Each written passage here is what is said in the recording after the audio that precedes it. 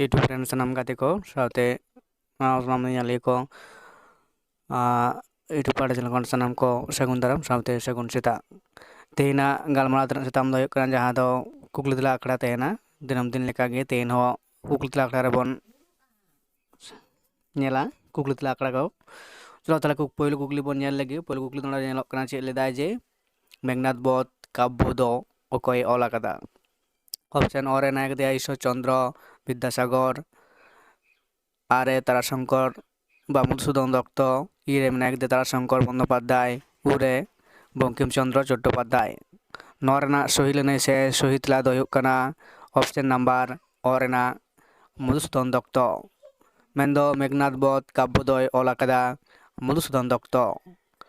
ইনা পরে মিনায় কাদিয়ায় যে ভারতীয় সাহিত্য রে অষ্টাধ্যায়ী রণর পুঁথি দ অকয়ে বেনাও লেদা ভারতীয় সাহিত্য রে অষ্টাধ্যায়ী রণর পুঁথি দ অকয়ে বেনাও লেদা অপশন ক মেনা আকাদা অরে পানিনি আরে দন্ডি ইরে কটিয় কটিল্য হইবা আর কালিদাস নরনা শৈলনে সে শহীদলা দ করা মেন্দো ভারতীয় সাহিত্য রে অষ্টাধ্যায়ী রণর পুঁথি দ বেনাও লেদা নরনা শৈলনে দ কনা অপশন অ রেনা পানিনি ᱤᱱᱟᱹ ᱯᱚᱨᱮ ᱠᱩᱠᱞᱤ ᱯᱮ ᱱᱟᱢᱵᱟᱨ ᱠᱩᱠᱞᱤ ᱞᱮᱫᱟᱭ ᱚᱢᱚᱨ ᱥᱚᱦᱤᱫ ᱵᱟᱵᱟ ᱛᱤᱞᱠᱟᱹ ᱯᱩᱛᱷᱤ ᱫᱚ ᱪᱮᱫ ᱯᱟᱹᱨᱥᱤ ᱛᱮ ᱚᱞ ᱟᱠᱟᱱᱟ ᱚᱯᱥᱮᱱ ᱚᱨᱮ ᱥᱟᱱᱛᱟᱲᱤ ᱯᱟᱹᱨᱥᱤ ᱛᱮ ᱟᱨᱮ ᱩᱲᱤᱭᱟ ᱯᱟᱹᱨᱥᱤ ᱛᱮ ᱤᱨᱮ ᱵᱟᱝᱞᱟ ᱯᱟᱹᱨᱥᱤ ᱛᱮ ᱩᱨᱮ ᱦᱤᱱᱫᱤ ᱯᱟᱹᱨᱥᱤ ᱛᱮ ᱱᱚᱣᱟ ᱨᱮᱱᱟᱜ ᱥᱚᱦᱤ ᱞᱟᱹᱱᱟᱹᱭ ᱥᱮ ᱥᱚᱦᱤ ᱛᱮᱞᱟ ᱢᱮᱱᱫᱚ ᱚᱢᱚᱨ ᱥᱚᱦᱤᱫ ᱵᱟᱵᱟ ᱛᱤᱞᱠᱟᱹ ᱯᱩᱛᱷᱤ ᱫᱚ ᱚᱯᱥᱮᱱ ᱩ ᱦᱤᱱᱫᱤ ᱯᱟᱹᱨᱥᱤ ᱛᱮ ᱚᱞ ᱞᱮᱱᱟ ᱤᱱᱟᱹ ᱯᱚᱨ ᱠᱩᱠᱞᱤ 4 ᱱᱟᱢᱵᱟᱨ ᱠᱩᱠᱞᱤ ᱵᱟᱵᱟ ᱛᱤᱞᱠᱟᱹ ᱢᱟᱹᱡᱷᱤ ᱫᱚ ᱛᱤᱥ ᱠᱚ ᱯᱷᱟᱹᱥᱤ ᱞᱮᱫᱮᱭᱟ অপশন অ 6 ডিসেম্বর 1969 আ 2 অক্টোবর 1969 ই 6 অক্টোবর 1785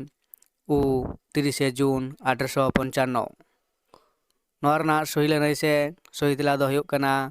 ᱢᱮᱱᱫᱚ ᱵᱟᱵᱟ ᱛᱤᱞᱠᱟᱹ ᱢᱟᱹᱡᱷᱤ ᱫᱚ ᱚᱯᱥᱚᱱ ᱱᱟম্ᱵᱟᱨ ই ᱨᱮᱱᱟᱜ ᱦᱩᱭᱩᱜ ᱠᱟᱱᱟ 6 অক্টোবর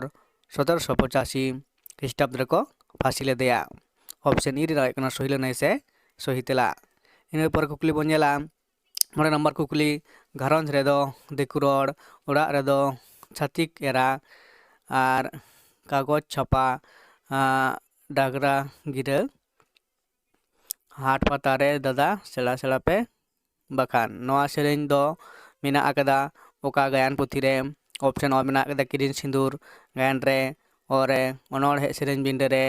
ᱤ ᱨᱮ ᱠᱷᱮᱨᱣᱟᱲ ᱰᱟᱦᱟᱨ ᱯᱩᱛᱷᱤ ᱨᱮ ᱟᱨ ᱩ ᱨᱮ ᱢᱮᱱᱟᱜ ᱟᱠᱟᱫᱟ ᱡᱤᱵᱤ ᱡᱷᱟᱨᱱᱟ ᱯᱩᱛᱷᱤ ᱨᱮ ᱱᱚᱣᱟ ᱨᱮᱱᱟᱜ ᱥᱚᱦᱤ ᱞᱟᱹᱱᱟᱹᱭ ᱥᱮ ᱥᱚᱦᱤ ᱛᱮᱞᱟ ᱫᱚ ᱚᱠᱟᱴᱟᱜ ᱦᱩᱭᱩᱜᱼᱟ ᱞᱟᱹᱭ ᱛᱟᱵᱚᱱ ᱯᱮ ᱱᱚᱣᱟ ᱨᱮᱱᱟᱜ ᱥᱚᱦᱤ ᱞᱟᱹᱱᱟᱹᱭ ᱥᱮ ᱥᱚᱦᱤ ᱛᱮᱞᱟ ᱫᱚ ᱦᱩᱭᱩᱜ ᱠᱟᱱᱟ ᱚᱯᱥᱚᱱ ᱱᱟᱢᱵᱟᱨ ᱚ ᱨᱮᱱᱟᱜ ᱠᱤᱨᱤᱧ ᱥᱤᱸᱫᱩᱨ ᱜᱟᱭᱟᱱ ᱯᱩᱛᱷᱤ ᱨᱮ ᱱᱚᱣᱟ ᱡᱟᱦᱟᱸ ᱥᱮᱨᱮᱧ ᱢᱮᱱᱟᱜ ᱟᱠᱟᱫᱟ ᱱᱚᱣᱟ ᱥᱮᱨᱮᱧ ᱫᱚ ᱠᱤᱨᱤᱧ ᱥᱤᱸᱫᱩᱨ ᱜᱟᱭᱟᱱ ᱯᱩᱛᱷᱤ ᱨᱮ ᱢᱮᱱᱟᱜ ᱟᱠᱟᱫᱟ ᱤᱱᱟᱹ ᱯᱚᱨᱮ ᱵᱚᱱ ᱧᱮᱞᱟ ᱠᱩᱠᱞᱤ ᱱᱟᱢᱵᱟᱨ 3 ᱨᱮ ᱡᱮ ᱥᱟᱱᱛᱟᱲᱤ ᱯᱟᱹᱨᱥᱤ ᱨᱮ ᱤᱧ ᱩᱡᱤᱱᱩᱢ ᱨᱮᱭᱟᱜ ᱠᱷᱟᱴᱚ ᱨᱩᱯ ᱫᱚ ᱪᱮᱫ ᱠᱟᱱᱟ ᱞᱟᱝ ᱞᱤᱧ ᱚ ᱨᱮᱱᱟᱜ ᱫᱚ ᱞᱟᱝ ᱟ ᱨᱮᱱᱟᱜ ᱫᱚ ᱞᱤᱧ ᱟᱨ ᱤ ᱨᱮᱱᱟᱜ ᱫᱚ ᱡᱚ ᱟᱨ ᱩ ᱨᱮᱱᱟᱜ ᱫᱚ ᱯᱮ ᱥᱟᱱᱛᱟᱲᱤ ᱯᱟᱹᱨᱥᱤ ᱨᱮ ᱤᱧ ᱩᱡᱤᱱᱩᱢ ᱨᱮᱱᱟᱜ ᱠᱷᱟᱴᱚ ᱨᱩᱯ ᱫᱚ ᱚᱠᱟᱴᱟᱜ ᱦᱩᱭᱩᱜᱼᱟ ᱵᱟᱪᱷᱟᱣ ᱛᱟᱵᱚᱱ ᱯᱮ ᱢᱮᱱᱫᱚ ᱱᱚᱣᱟ ᱨᱮᱱᱟᱜ ᱥᱚᱦᱤ ᱞᱟᱹᱱᱟᱹᱭ ᱥᱮ ᱥᱚᱦᱤ ᱛᱮᱞᱟ ᱫᱚ ᱦᱩᱭᱩᱜ ᱠᱟᱱᱟ ᱡᱮ ᱪᱮᱫ ᱡᱮ ᱥᱟᱱᱛᱟᱲᱤ ᱯᱟᱹᱨᱥᱤ ᱨᱮ ᱤᱧ ᱩᱡᱱᱩᱢ ᱨᱮᱱᱟᱜ ᱠᱷᱟᱴᱚ ᱨᱩᱯ ᱫᱚ ᱦᱩᱭᱩᱜ ᱠᱟᱱᱟ ᱚᱯᱥᱚᱱ ᱱᱟᱢᱵᱟᱨ ই ᱨᱮᱱᱟᱜ ᱦᱩᱭᱩᱜ ᱠᱟᱱᱟ ᱥᱚᱦᱤ ᱞᱟᱹᱱᱟᱹᱭ ᱥᱮ ᱥᱚᱦᱤ ᱛᱮᱞᱟ ᱫᱚ ᱡᱮ ᱡᱚ ᱥᱟᱱᱛᱟᱲᱤ ᱯᱟᱹᱨᱥᱤ ᱨᱮ ᱤᱧ ᱩᱡᱱᱩᱢ ᱨᱮᱭᱟᱜ ᱠᱷᱟᱴᱚ ᱨᱩᱯ ᱫᱚ ᱦᱩᱭᱩᱜ ᱠᱟᱱᱟ ᱡᱚ ᱤᱱᱟᱹ ᱯᱚᱨ ᱠᱩᱠᱞᱤ 6 ᱱᱟᱢᱵᱟᱨ ᱠᱩᱠᱞᱤ ᱨᱮ ᱪᱮᱫ ᱥᱟᱱᱛᱟᱲᱤ ᱵᱮᱛᱤᱭᱟᱱ ᱞᱮᱠᱟᱛᱮ ᱪᱮᱛᱟᱱ ᱥᱟᱵᱟᱫ ᱫᱚ ᱜᱩᱱ ᱵᱟᱪᱚᱠ ᱵᱤশেষণ ᱨᱮᱭᱟᱜ ᱚᱠᱟ ᱛᱷᱚᱠ ᱠᱟᱱᱟ ᱜᱩᱱ ᱵᱟᱪᱚᱠ ᱨᱮᱭᱟᱜ ᱚᱠᱟᱴᱟᱜ ᱛᱷᱚᱠ ᱠᱟᱱᱟ ᱚᱯᱥᱚᱱ ᱚ ᱨᱮ ᱢᱮᱱᱟᱜ ᱟᱠᱟᱫᱟ ᱠᱟᱞ ᱥᱩᱪᱚᱠ ᱟᱨ ᱨᱮ ᱢᱮᱱᱟᱜ ᱟᱠᱟᱫᱟ ᱥᱟᱫᱤᱥᱴᱚ ᱥᱩᱪᱚᱠ ᱢᱮᱱᱫᱚ ᱥᱤᱵᱤᱞ ᱥᱩᱪᱚᱠ ᱟᱨ ᱤᱴ ᱥᱟᱫ ᱵᱟ ᱥᱤᱵᱤᱞ ᱠᱚ ᱞᱟᱹᱭᱫᱟ ᱡᱟᱦᱟᱸ ᱤ ᱨᱮ ᱢᱮᱱᱟᱜ ᱟᱠᱟᱫᱟ ᱨᱚᱝ ᱥᱩᱪᱚᱠ ᱟᱨ ᱩ ᱨᱮ ᱢᱮᱱᱟᱜ ᱟᱠᱟᱫᱟ दिशा सूचक नोआ रना सही लनाय से सही तला दो काटा कना लay ताबन पे मेंदो संताली बेतेयान लेकाते चेतान साबाद दो गुणवाचक विशेषण रेना ओका सताम ओका थोक कना नोआ रना सही लनाय से सही तला दो हुयुक कना ऑप्शन नंबर उ रेना दिशा सूचक कना से दिशा सूचक इनर पर कुकली जहां बन ले नेल दा इडल नंबर कुकली रे भारतीय दिसम व्यवस्था रे सांताल जाति को दो ओका हटिंग रे को दोहो आकात कोआ ऑप्शन और निग्रोलोइड आर मेना कदा ऑस्ट्रोलोइड और इरे मेना कदा मंगोलोइड और उरे मेना कदा कोक्साइड नोआ को मुद्रे कोटा सही ऑप्शन कना से सही तला कना बाछाव ताबन पे हाँ से मेंदो नोआ भारतीय समाज व्यवस्था रे सांताल जाति को दो ऑप्शन नंबर आर ना आयुक कना सही लने से सही ऑप्शन मेंदो ऑस्ट्रोलोइड थोक रको दोहो आकात कोआ भारतीय समाज व्यवस्था रे सांताल जाति को दो ऑस्ट्रोलोइड थोक रको दोहो आकात को मेंदो ऑप्शन आर ना आयुक कना सही लने से सही तेला इनर पर कुकली जहां मेना अगदा अरे नंबर रे ऑस्ट्रो एशियाटिक पार्सी दो हिंदी ते चेत को मेता कना आग्नियोकोन आरे मेना कदा ऑस्ट्रोटाई इरे मेना कदा आग्नियो देशियो और उरे मेना कदा दक्षिण राज ऑस्ट्रो एशियाटिक पार्सी दो हिंदी ते चेत को मेता कना नोरना सही ऑप्शन को काटा कना बचाव ताबन पे नोरना सही लनाय से सही तला दो हुयुक कना मेंदो ऑस्ट्रो एशियाटिक पार्सी दो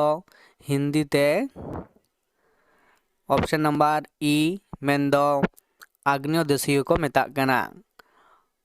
आरे नंबर कुकलीना सही लनाय से सही तला दो ऑप्शन नंबर ई आग्नेय देशीय इन परे जहाँ टॉप 10 रना कुकली जहाँ मेना कदा उड़िया साहेदिया डॉक्टर भागवत बेहरा दो साहेद रेना ओका विधा बढ़ती ओला साहेद बोलते ओका हटिंग से विधा जहाँ को लेदा हटिंग ओका माने ओका हटिंग बढ़ती कायते ओलाय ऑप्शन और मेना कदा जिलेन कहनी आर मेना कदा गायन इरे मेना कदा अनोढ़े और उरे मेना कदा सेरेन नोआ को मुद्रे कोडा सही लने से सही तला कना बाछाव ताबन पे नोना सही लने से सही तला दो हुयुक कना ऑप्शन नंबर मेंदो उड़िया साहेदिया डॉक्टर भागवत बेहरा दो